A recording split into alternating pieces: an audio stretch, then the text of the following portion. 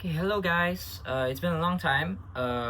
Today I'm gonna make a comparison video or a vlog about these two saxophones. So on my right, this is the Selmer's Series 2 tenor saxophone.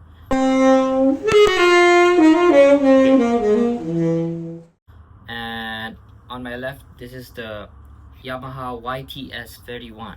It seems that I'm always having some Yamaha saxophones here with me. So just a quick background. So what happened to my two other saxophones, the Trevor James and YTS62, is I sold both of them. Yeah, I actually quite like both of them, especially the Trevor James. And the Yamaha is I really like it because of its flexibility. Yeah, but I sold both of them. Okay, partly because I needed the money, then partly is because like I just needed some change in setup. Yeah, so I'll be comparing these two, and I'll be reviewing these two saxophones as well. On to the first one. This is a Selmer Super Action Series II. Okay, so it's quite an old saxophone, but not as old as the YTS31 I showed you a while ago.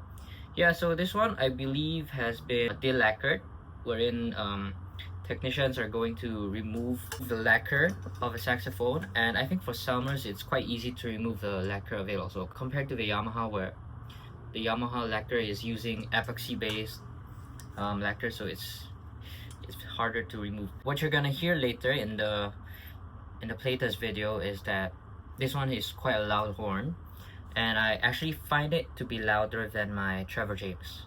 Louder in the sense that it projects so much more compared to my Trevor James Signature Custom. And what else? Ergonomics wise, it's a Selmer, and I think now that I've tried this, I think a lot of Chinese saxophones have been based on the Series 2. Yeah, especially ergonomics wise. So yeah, I'm very familiar with the ergos, and it's quite similar with the Trevor James as well. But the Trevor James has a bit of a difference when it comes to the right hand. Yeah, so this one is very easy to maneuver on the ergos. Yeah, it's just that I just don't like this particular key. This kind of shape. I just don't like how it looks. Okay, so I'm a very appearance based person when it comes to saxophones. And one thing that I don't like about this is that the weight, it's very heavy.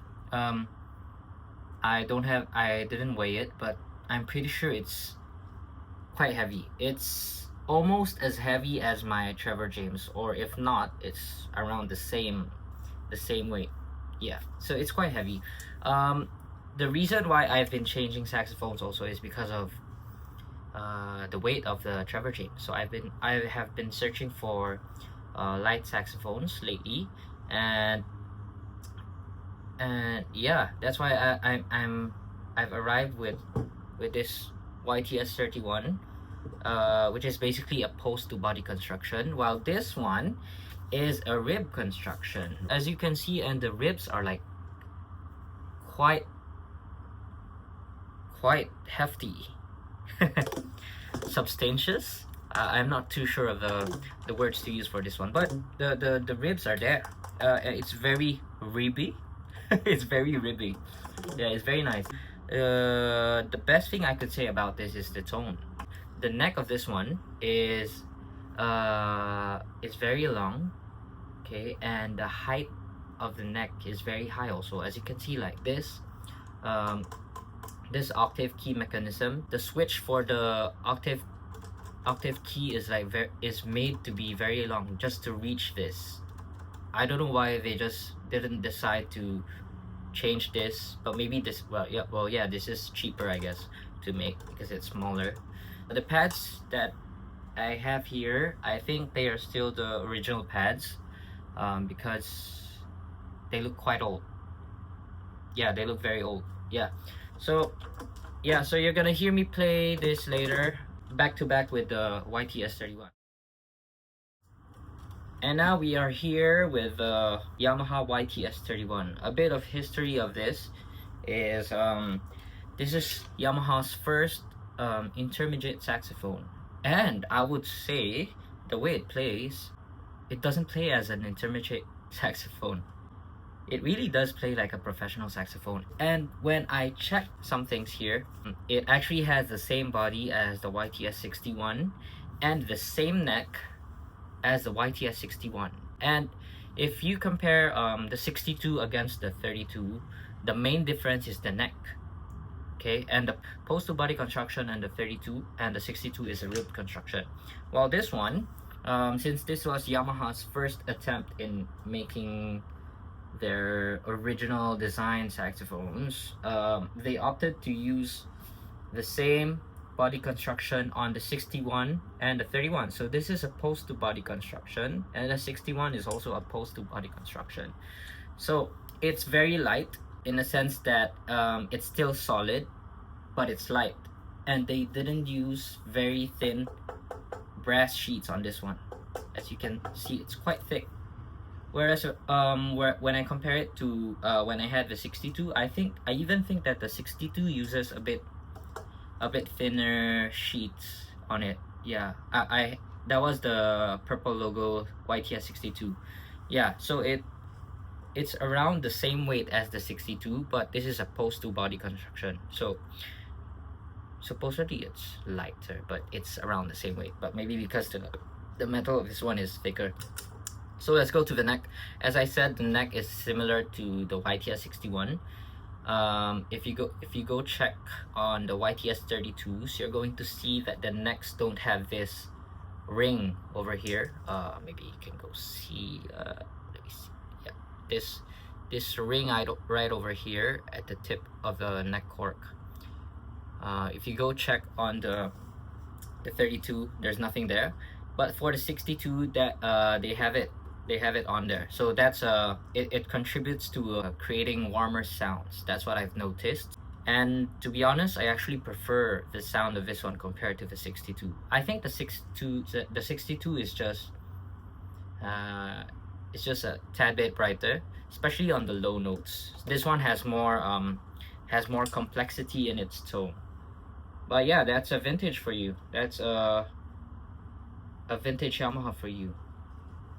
Yeah, and if you go check also based on the history, this was made by Nikan, which if you go check my other video, I had an alto Nikan saxophone, which sadly I sold because I prefer having this. Yeah, so the Nikan also had the YTS61 as its professional saxophone, but they called it the Nikan Imperial.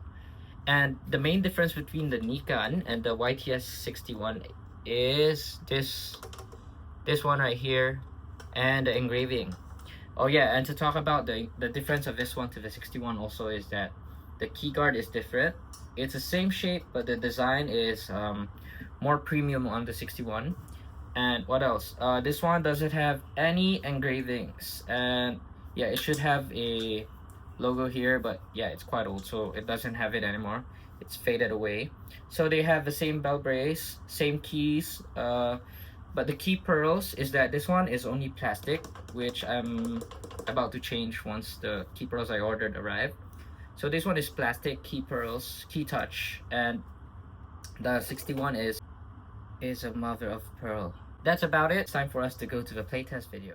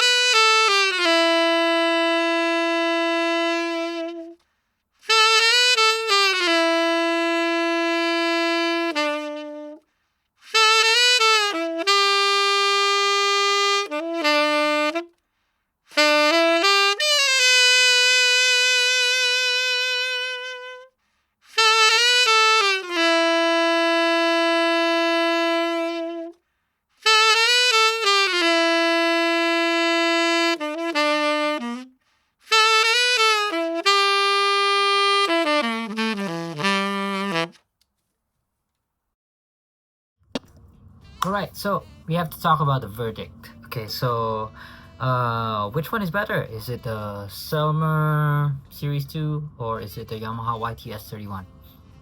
I think we're comparing to see which one is a better saxophone for me. One thing I would like to share though is that I have another saxophone and it's on the way back here to Singapore because I have to send it somewhere for repair. It is the Kyworth the New King. It's a very old saxophone. I'm not too sure if it's pre-World War II pre-World War II model or is it a post-war model. But it's the New King, and it's a tenor saxophone, and I really love the tone of that saxophone, and the volume that I get from it is just marvelous, you know. Okay, so going back to the topic, both the saxophones come from a different generation. So the YTS31 comes from the 60s, while the Series 2 I think comes from late 80s, from the late 80s and early 2000s, if I'm not wrong.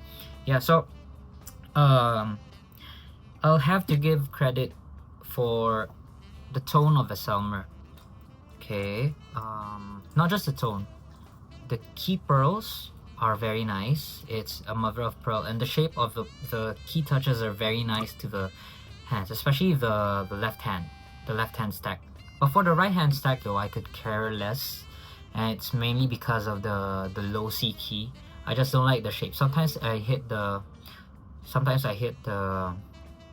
low C key, the one with the bent out shape, which is weird for me. In terms of weight though, I'm really sad that the Selmer is a very heavy saxophone. But if I compare it to a Mark 6, the Mark 6 is a very light horn compared to this one. So I don't know what did Selmer do to come to this weight on the Series 2. But tone wise and projection wise, I really like the tone of this. There's a specific amount of resistance that I'm getting from the Selmer, which is good. I mean, it's okay. It's there for a reason. Some players like it, some don't. I believe it's what contributes to get the Selmer kind of tone, especially in the low notes. But for me, I would actually prefer for my saxophone to have a more free blowing feel. This matter, I would prefer the YTS31, and for the weight, I would prefer the YTS31 because it's very light. In terms of the spring feel, I do feel that the YTS31 is a bit too loose. Well, it's a stainless steel spring, so I cannot really set it up to be that stiff as well. So it's too soft. Sometimes it's very soft. Sometimes it's too soft for the feeling of the fingers, but it's there, it's okay. But sometimes it just feels cheap. I don't know. Maybe that's why the newer Yamahas opted to use the blued steel springs nowadays. So that's my conclusion of this comparison between the two saxophones. So what do you guys think? Leave down a comment, and I'll make sure to read those comments and maybe respond. Yeah, so all right, that's all. See y'all. Bye bye.